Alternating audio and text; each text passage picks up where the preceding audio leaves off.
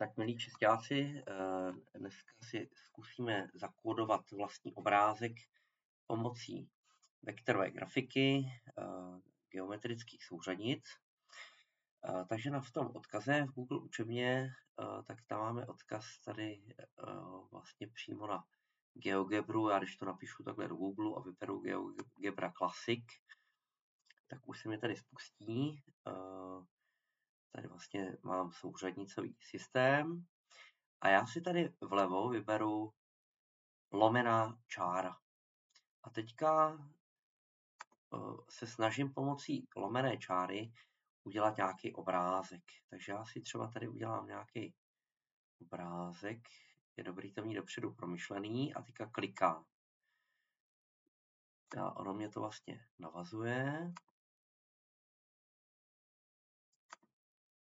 Tak, udělám si tady nějaký obrázek, který se mi líbí.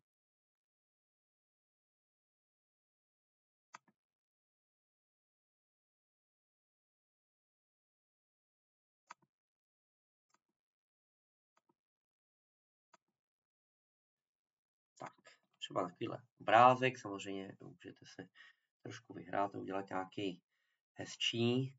A teďka, když si tady všimnete, tak vlastně tady vlevo, tak máme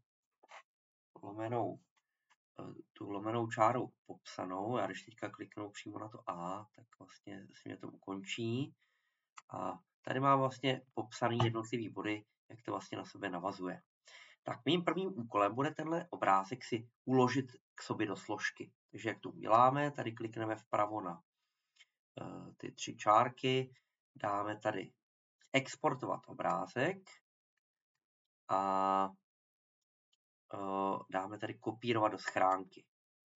V tuhle chvíli jsem mě uložil ten obrázek do neviditelné schránky a já už si ho teďka do nějakého programu vložím. Takže třeba si spustíte tady Word 2016 třeba a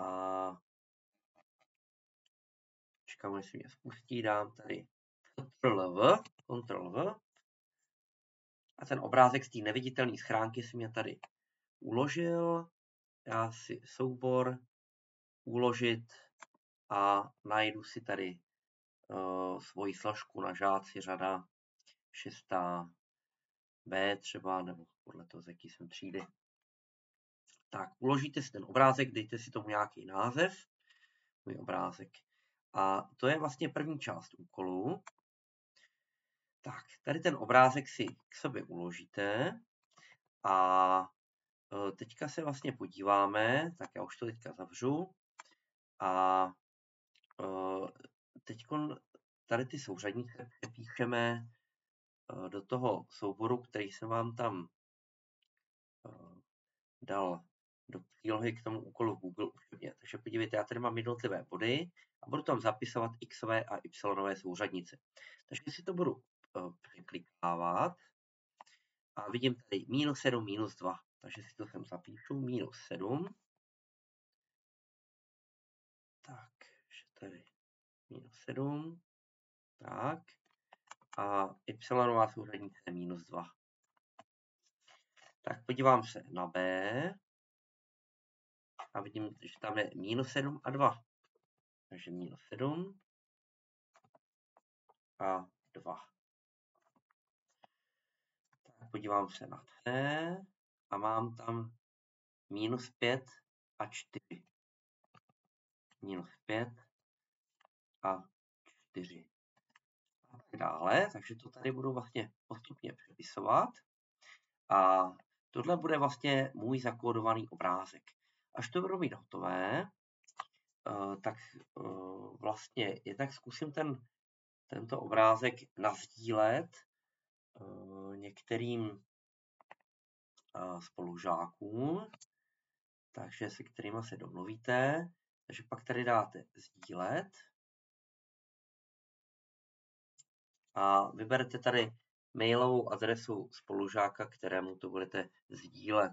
Jo? Takže sdílí se vlastně pomocí e-mailové adresy, takže třeba tady dám netik.vojtěch, a ono už to většinou najde, kliknu a dám tady pak odeslat a v tu chvíli vám přijde tomu vlastně, komu jste to nasdíleli, e-mail s tím, že to má nasdílené, e-mail s tím odkazem.